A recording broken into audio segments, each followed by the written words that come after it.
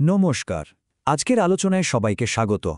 আমরা আজ এমন একটা অদৃশ্য শক্তি নিয়ে কথা বলবো যা আমাদের চারপাশের প্রায় সবকিছু চালাচ্ছে। Software engineering. নামটা শুনতে ভারী মনে হলেও এটা আসলে কি? চলুন আজ এই ব্যাপারটাকে একটু সহজ করে বোঝার চেষ্টা করি। ভাবুন তো, আমাদের হাতে যে ফোনটা, সেটা কিসের জোরে চলে? কিংবা ধরুন আমাদের গাড়িটা। সত্যি বলতে কি, সফটওয়্যার এখন আমাদের পুরো বিশ্বের অর্থনীতিকেই চালাচ্ছে। মানে আমরা এর ওপর কতটা নির্ভরশীল ভাবা যায়। কিন্তু কথা হচ্ছে, যে সফটওয়্যারের ওপর আমরা এতটা ভরসা করি সেটা বানাতে আসলে কি লাগে। তো এই পুরো ব্যাপারটা বুঝতে হলে আমাদের কয়েকটা জিনিস ধাপে ধাপে দেখতে হবে। আমরা প্রথমে জানব সফটওয়্যার জিনিসটা আসলে কি। তারপর দেখব এই যে একটা অদৃশ্য জিনিস, এটাকে ইঞ্জিনিয়ারিং করা বলতে কি বোঝায়। এরপর আমরা এটা বানানোর একটা 4 ধাপের ব্লুপ্রিন্ট দেখব আর জানব আমাদের চারপাশে এর ব্যবহার কোথায় কোথায় হচ্ছে। আর সবশেষে একজন ইঞ্জিনিয়ারের দায়িত্ব ঠিক কতটা সেটাও আলোচনা করব। আচ্ছা, তাহলে একদম শুরু থেকে শুরু করা যাক। প্রথম প্রশ্ন, সফটওয়্যার কি? আর বিশ্বাস করুন, এটা শুধুমাত্র একটা কম্পিউটার প্রোগ্রামের চেয়ে অনেক বেশি কিছু। সাধারণত আমরা যখন সফটওয়্যার বলি তখন এর মধ্যে কিন্তু 3টে মূল জিনিস থাকে। 1, সেই নির্দেশগুলো বা কম্পিউটার প্রোগ্রাম যা আসল কাজটা করে।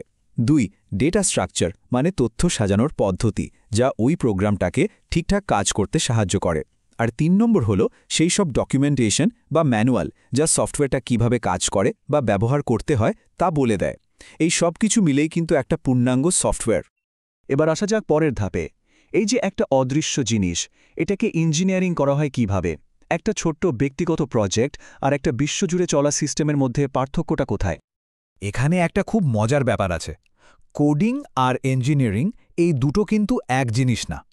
ধরুন কেউ নিজের শখের জন্য একটা কোড লিখল। এটা অনেকটা নিজের বাড়ির পেছনে একটা টুলশেড বানানোর মতো। কোনো প্ল্যান ছাড়াই যখন যা মনে হলো তাই দিয়ে বানিয়ে ফেলা হলো।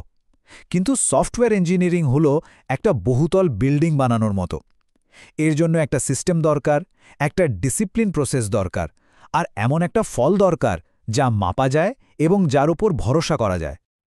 আর ঠিক এই জায়গা থেকেই সফটওয়্যার ইঞ্জিনিয়ারিংয়ের আসল সংজ্ঞাটা আসে। এটা এমন একটা ইঞ্জিনিয়ারিং ডিসিপ্লিন যা সফটওয়্যার তৈরির একদম শুরু থেকে শেষ পর্যন্ত সব দিক নিয়ে কাজ করে। মানে শুধু সফটওয়্যারটা বানানোই নয়, বরং এর পরিকল্পনা থেকে শুরু করে চালু হওয়ার পর বছরের পর বছর ধরে সেটা রক্ষণাবেক্ষণ করা পর্যন্ত সবকিছুই এর অংশ। তো প্রশ্ন হলো, এই যে ডিসিপ্লিন বা শৃঙ্খলার কথা বলছি, এটা প্রয়োগ করা হয় কিভাবে? এখানে আসছে আমাদের 4 ধাপের ব্লুপ্রিন্ট। যে কোনো নির্ভরযোগ্য সফটওয়্যার তৈরির এটাই হলো সার্বজনীন প্রক্রিয়া। যে কোনো ভালো সফটওয়্যার বানানোর পেছনে একটা কমন প্রসেস কাজ করে। এর 4টে মূল ধাপ আছে। প্রথম, স্পেসিফিকেশন, মানে সফটওয়্যারটা ঠিক কি করবে সেটা পরিষ্কারভাবে লিখে ফেলা। দ্বিতীয়, ডেভেলপমেন্ট, সেটা ডিজাইন করা এবং কোড লেখা। তৃতীয়, ভ্যালিডেশন, অর্থাৎ যা চাওয়া হয়েছিল ঠিক সেটাই তৈরি হয়েছে কিনা তা ভালোভাবে পরীক্ষা করে দেখা। আর চতুর্থ ধাপ হল ইভলিউশন, সময়ের সাথে সাথে গ্রাহকের প্রয়োজন বদলালে সফটওয়্যারটাকেও বদলানো বা আপগ্রেড করা। প্রায় সব প্রফেশনাল সফটওয়্যার এই চক্র মেনেই চলে। বেশ, এতক্ষণ তো আমরা জানলাম এটা কিভাবে কাজ করে। এখন চলুন দেখি আমাদের চারপাশে কোথায় কোথায় এর ব্যবহার হচ্ছে, মানে কোন কোন ডোমেনে এই ইঞ্জিনিয়ারিং প্রয়োগ করা হয়। সবার আগে আসে সিস্টেম সফটওয়্যার। এটা হলো সেই ভিত যার উপর আমাদের বাকি সব অ্যাপ বা প্রোগ্রাম চলে।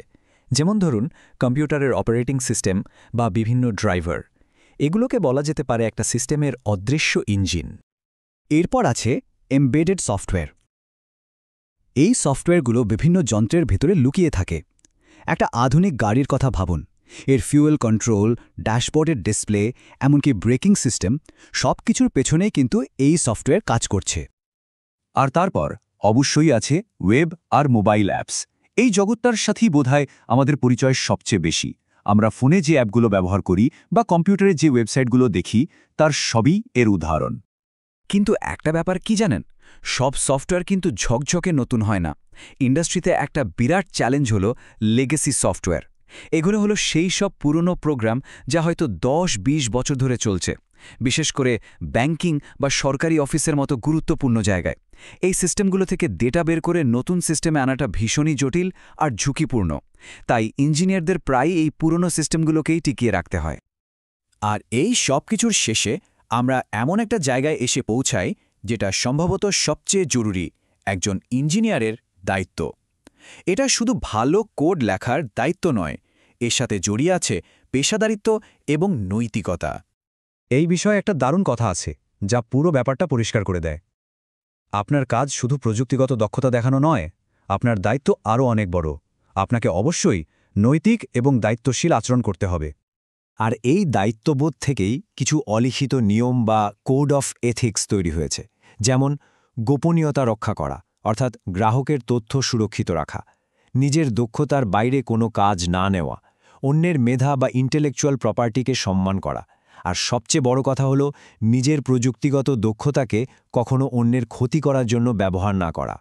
এগুলো শুধু ভালো পরামর্শ নয়, এগুলো একজন ইঞ্জিনিয়ারের মূল দায়িত্ব। তাহলে দিন শেষে আমরা কি বুঝলাম? সফটওয়্যার ইঞ্জিনিয়ারিং মানে শুধু কোড লেখা না, এটা হলো একটা সুশৃঙ্খল প্রক্রিয়া যার মাধ্যমে সেই নির্ভরযোগ্য আর বিশ্বাস্ত সিস্টেমগুলো তৈরি করা হয়, যার ওপর আমাদের আজকের এই আধুনিক দুনিয়াটা দাঁড়িয়ে আছে। তাহলে চলুন আলোচনাটা একটা প্রশ্ন দিয়ে শেষ করা যাক। পরের বার যখন কোনো অ্যাপ আপনার ফোনের ডেটা ব্যবহারের অনুমতি চাইবে, তখন কি একবারও মনে হবে এর পেছনে যে কত ইঞ্জিনিয়ারিং আর কত নৈতিক সিদ্ধান্তের একটা বিশাল জগৎ লুকিয়ে আছে, সেটা আমরা কখনো ভেবে দেখি?